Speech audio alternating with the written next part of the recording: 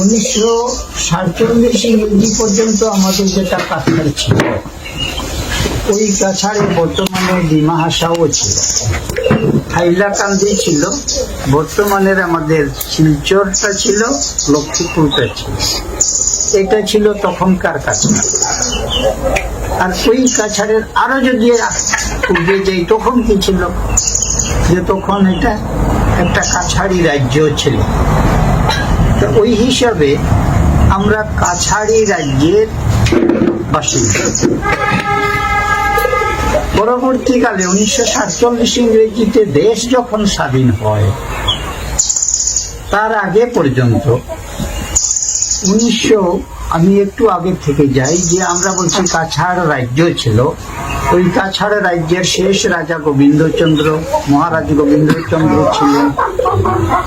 মহারাজ গোবিন্দচন্দ্রের জীবনটা এমন দুঃখজনক এবং সমস্যায় ভর্তি ছিল, যেটা চিন্তা করলে ভাবতে হয় যে এই ভদ্রলোক কি করে রাজত্ব চালিয়েছিলেন। একদিকে মণিপুরের রাজা এবং ওইখানে প্রজাদের এইখানে অনবরত কাছাড়ের সঙ্গে আসা যাওয়ার একটা ব্যাপার ছিল, এগুলো রাজনৈতিক। পশ্চিম দিকে ব্রিটিশের রাজত্ব ছিল, ওই দিকে জৈন্তিয়া রাজ্য ছিল, দক্ষিণ দিকে মিজোরামের একটা আলাদা, লুসাইজের একটা আলাদা রাজ্য ছিল।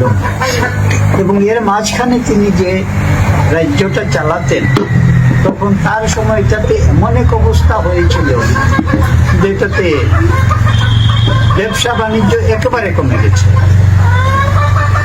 মানুষের মধ্যে বিভিন্ন রকমের সমস্যার জন্য মানুষের মধ্য থেকে ট্যাক্স, যেটাকে আমরা বলি রেভিনিউ ট্যাক্স, এইগুলা দেওয়া, মানুষের খাজনা দেওয়া কমে গেছে।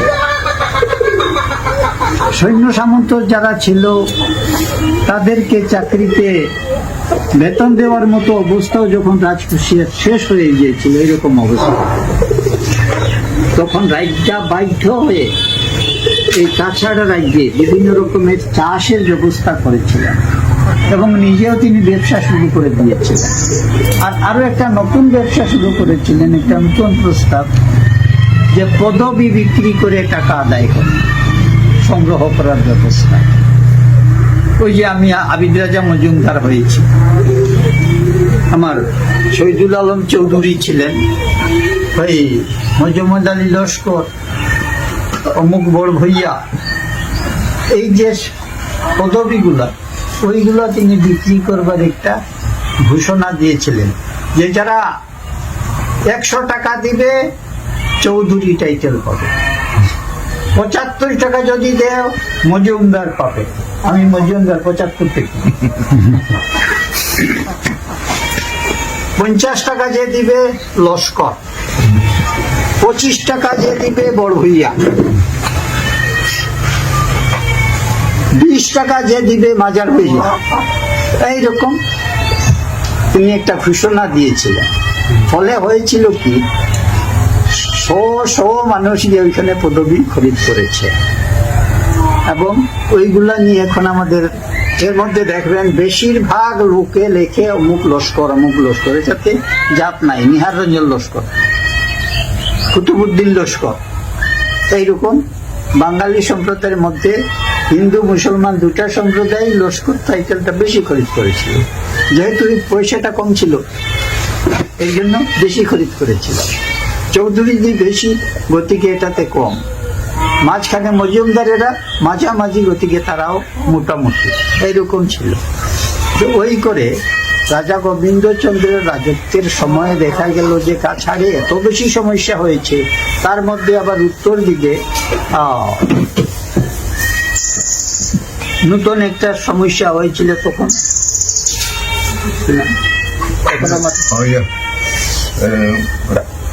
সেনাপতি তুলারাম সেনাপতি, তখন তিনি উত্তর কাছাড়, যেটাকে আমরা বলছি বর্তমানে ডিমা হাসাও, তিনি দাবি করেছেন এটা আমার রাজত্ব, গতিকে ওইখান থেকে ট্যাক্স পাবে না। ব্রিটিশরা তলে তলে থেকে তারা ওইটাও হয়তো সাহায্য করেছিল বা করবার একটা ট্রেন্ড ছিল। তো যাই হোক, এই করে মহারাজ গোবিন্দচন্দ্রকে এত বেশি বিপদে ফেলায় দেওয়া হয়েছিল, পরে তিনি বাধ্য হয়ে উদারবন্দর থেকে চলে গেলেন, হাসপুর থেকে চলে গেলেন দুধপাতিল থেকেও আবার সরে গিয়ে একেবারে চলে গেলেন রাজাটিলা, এবং রাজাটিলাতে 1830 ইংরেজিতে হঠাৎ একটা অতর্কিত আক্রমণে নিজের রাজবাড়ি এবং নিজে সবাইকে হত্যা করা হলো। ওই কাছাড়ি রাজত্ব এখানে শেষ হয়ে গেল। 1830 ইংরেজিতে আমাদের এই কাছাড় রাজ্যের রাজত্ব শেষ। এরপরে এখন এই রাজ্যটা চলবে কেমনে? এখন আরো একটা ইতিহাস আছে, দেখুন, রাজা লক্ষ্মীচন্দ্র তার উত্তরাধিকারী ছিল না, রাজা মহারাজ কৃষ্ণচন্দ্র তার উত্তরাধিকারী ছিল না, মহারাজ গোবিন্দচন্দ্র তারও কোনো উত্তরাধিকারী নাই। এই তিনজন রাজা পরপর রাজত্ব করেছেন, কিন্তু তিনজনের রাজত্বে কারো উত্তরাধিকারী নাই। গতিকে তারপরে অমুক যে রাজা হবে এরকম কোনো ইয়ে ছিল না। ওই তখন এই একদিকে রাজাকে খুন করা হয়েছে, রাজা নাই, আর আরেকদিকে এই দেশটা কি করে চলবে, রাজ্যটা চলবে কি করে, তার জন্য চালাবার পরবর্তী মানুষও নাই। তখন ওই যে আপনাদের খুনান যারা, তারা ঠিক করেছিলেন যে আমরা সবাই মিলে একজনকে শাসক ঠিক করবো কাছাড়ে। ব্রিটিশারা কিন্তু ওই কথাটা মানল না। তারা বললো না না, এরকম আপনারা করবেন কেন? যেহেতু মহারাজ গোবিন্দচন্দ্র আমাদের সঙ্গে চুক্তি করেছেন যে আমাদের কথা মতো এটা চলবে, গতিকে আমরা এটা দেখব। রাজা গম্ভীর সিং মণিপুরের, তিনি তখন 10,000 টাকা দিয়ে কাছাটাকে বলেছিলেন আমি 10,000 টাকা করে দিব বছরে, আর এই ইয়েটা আমাদেরকে দিয়ে দেব, কিন্তু এখানে লোকেরা মানল না। এরপরে গোবিন্দচন্দ্রের রাজমহিষী ইন্দ্রপ্রভা দেবী, তিনিও বলেছিলেন আমাকে দেও। তখন একটা কথা উঠলো যে মহিলার রাজত্ব তো ডিমাসারাও মানবে না, অন্যরাও মানবে না, গতিকে এটা হবে না। এই ধরনের সমস্যা আমরা বললাম তো, মহারাজ গোবিন্দচন্দ্রের শেষের দিকে আমাদের কাছাড়ে এত বেশি সমস্যা ছিল। ওই তখন 1832 ইংরেজির 14 আগস্ট তারিখে ব্রিটিশরা ঘোষণা করলো এই যে কাছাড় রাজ্যটা ব্রিটিশ সাম্রাজ্যের অন্তর্ভুক্ত করা গেল। ওই আমরা ব্রিটিশ রাজত্বে ঢুকলাম 1832 ইংরেজির 14 আগস্ট। ওই আমরা ব্রিটিশ রাজত্বে ঢুকলাম। ওই ঢুকার পরে তখন কিন্তু কিছু নতুন জিনিস দেখা গেল, যে তারা তখন সেন্সাস জনগণনার ব্যবস্থা করবে। তার আগে আমরা এগুলো জানতাম না, যে আমাদের এই রাজ্যে কত লোক আছে আমরা জানতাম না, এই এলাকায় রাস্তাঘাট কতটা আছে আমরা জানতাম না। এটা আমার খুব মনে পড়ে যে ব্রিটিশরা এই এলাকাটা নেওয়ার পরে সিলেট থেকে বাঁশকান্দি পর্যন্ত একটা রাস্তা স্যাংশন করেছিল। এটার টোটাল অ্যামাউন্ট ছিল 2000 টাকা, সিলেট টু বাঁশকান্দি। এই প্রথম যোগাযোগ ব্রিটিশের আমলে 1834 ইংরেজিতে। তো ওই এরপরে আমাদের ওই বাকি করতে করতে 1854 ইংরেজিতে শেষ পর্যন্ত তুলারামকে ওই উত্তর কাছাড় এলাকাটা ব্রিটিশরাই বের করে দিল। আমাদের এলাকাটাকে আমরা বলছি উত্তর কাছাড়, বা বর্তমানে ডিমা ভাষা, ওইটা ওই আলাদা হয়ে গিয়েছিল, আর এই দিকের অংশটা আমরা ছিলাম। ওই হিসাবে ওই রকম একটা ইতিহাস আছে, এটা দীর্ঘ আলোচনা। তো ওইটার মধ্যে প্রশ্ন আসে যে এই ডিমাসারা এখানে কবে আসে, এখানে কবে থেকে ডিমাসাদের বসবাস, বা তার আগে এরা কোনখানে ছিল, বা এরা ছিলই না, কথা থাকতে পারে। এই কথাগুলো কিরকম? ডিমাসারা মূলত এখানের লোক এইরকম না, যে এরা হচ্ছে চীন দেশের হুয়াংহু আর ইয়াংশি কিয়াং দুইটা নদী আছে, আর ওই নদী অববাহিকায় কত হাজার হাজার বছর আগে একটা জনসম্প্রদায় ছিল, তারা দক্ষিণ পশ্চিম দিকে রওনা হয়েছিল এবং এই হিমালয় পর্বত পার হয়ে এই পারে এসে যায়। ওই যে আপনারা বললেন ডিমাসা, বড় নদীর সন্তান, ওই তারা হিমালয় পর্বত পার হওয়ার পরে সামনের দিকে গঙ্গা নদীর ওইখান থেকে তাদের যাত্রা শুরু হয়েছিল। এর জন্য ওই হিমাচল প্রদেশে একটা হিড়িম্বা মন্দির আছে, ওইখানে একটা হিড়িম্বা মন্দির আছে, ওই দিকে শুরু হয়েছিল যাত্রা। এরপরে ওই জনসম্প্রদায় যারা, তারা পূর্ব দিকে আসতে শুরু করে। পূর্ব দিকে আসতে আসতে আস্তে আস্তে বড় অংশ যেটা, সেটাই বর্তমানের বড় সম্প্রদায়ের বড়োল্যান্ড। ওইখানে আসার পরে এই গ্রুপটা তিনটা ভাগে ভাগ হয়ে গিয়েছিল। একটা ভাগ দক্ষিণ দিকে চলে আসে, ব্রহ্মপুত্র নদী পার হয়ে দক্ষিণ দিকে চলে আসে, এবং ওইখানে আসার পরে বর্তমানের গারো সম্প্রদায় যেটা, এটা ওই আপনাদেরই একটা অংশ। গারোদের আরো দক্ষিণে কিছু যাওয়ার পরে বর্তমান সিলেটের উত্তর দিক থেকে আর এরা একটা দল দক্ষিণ দিকে গেছে, ওই তারা হাজং, ওই দক্ষিণ দিকে চলে গেছে একেবারে পাতাকান্দির দিকে অনেক হাজং আছে, তারা ওই দিকে, ওই গ্রুপটা ওই দিকে চলে গেছে।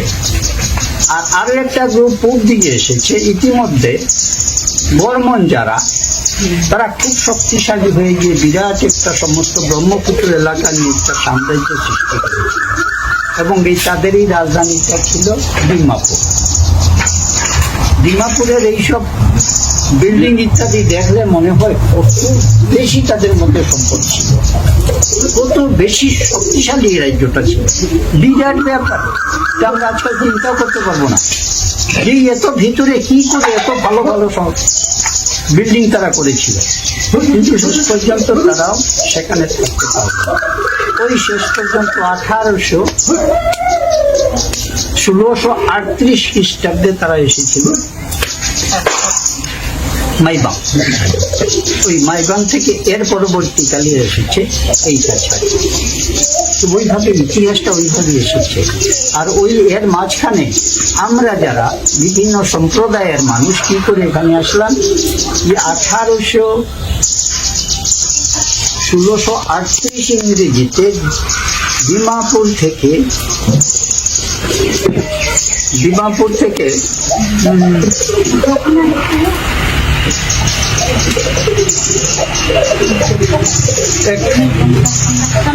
অফিসারকে পাঠানো হয়েছিল এই কালাইনে, যে তুমি এখানে জনবসতি করাও। ওই তখন বেঙ্গল থেকে, ওই বর্তমানে সিলেট এলাকা, ওই দিক থেকে আর ত্রিপুরা থেকে ওই মুসলমান আর বাঙালি মানুষ আর ব্রাহ্মণ এদেরকে এনে ওই কালাইন এলাকায় বসতি করতে হবে। বিক্রম রায়কে পাঠানো হয়েছে। ওই বিক্রমপুরের এই এলাকাটাতে ওই প্রথম বিভিন্ন সম্প্রদায়ের জন্য বসতি হয়। আর ওই এরপর থেকে এখানে ওই কাছাড়ি রাজত্বটা আস্তে আস্তে শুরু হয়েছে।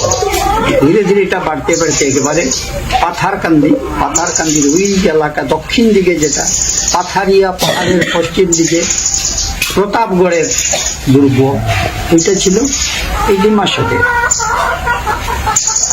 প্রতাপগড়। তার পরবর্তীকালে ইতিহাস আছে দীর্ঘ। তো ওইভাবে এই সম্প্রদায় এখানে আসার পরে সমস্ত বরাক ভ্যালিতে যে রাজত্ব সৃষ্টি করেছিলেন, ওই তাদের মধ্যে তখন